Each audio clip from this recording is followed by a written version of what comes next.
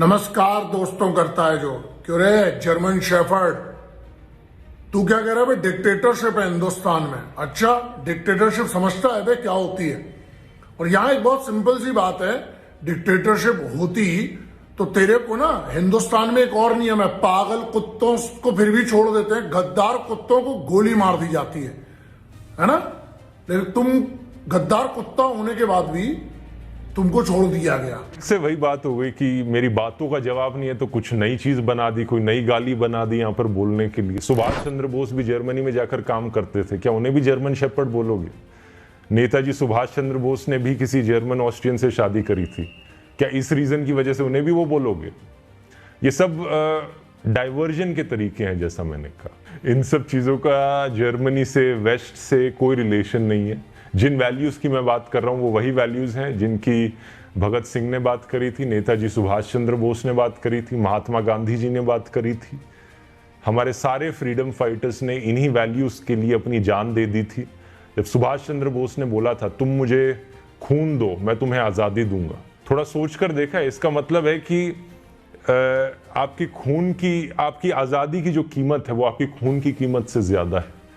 ये मायने हैं फ्रीडम के। इस हद तक हमें जाना चाहिए आजादी के लिए फाइट करने के लिए।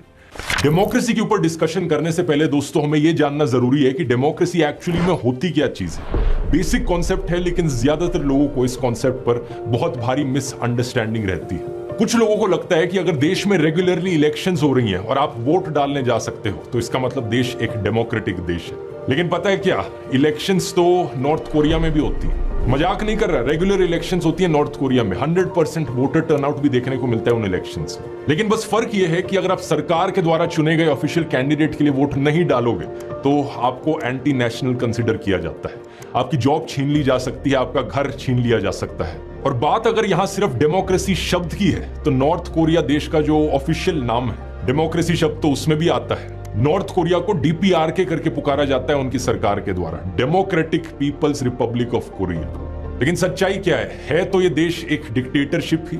सिमिलरली रशिया को भी एक डिक्टेटरशिप कंसीडर किया जाता है, लेकिन इलेक्शंस तो वहां भी होती है। बस फर्क ये है कि जो भी कैंडिडेट पुतिन के खिलाफ खड़ा होता है वो किसी ना किसी कारण से कभी उसको डिस्क्वालीफाई कर दिया जाता है, कभी वो अचानक से मार दिया जाता है। तो इससे एक बात साफ हो जानी चाहिए आपको कि सिर्फ इलेक्शंस होने का मतलब यह नहीं कि देश डेमोक्रेसी बन गया। इलेक्शंस फ्री और फेयर होनी चाहिए। फ्री मतलब जनता को आजादी है, जिसके लिए वो वोट डालना चाहे उसके लिए डाल सकते हैं। और फेयर का मतलब अलग अलग कैंडिडेट्स का, अलग अलग पॉलिटिकल पार्टीज के जीतने का एक फेयर चांस है।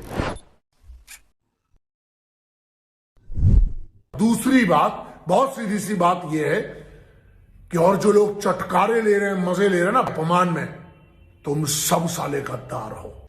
अब आपने इसका मजा लेना चाहिए जी, आनंद लीजिए।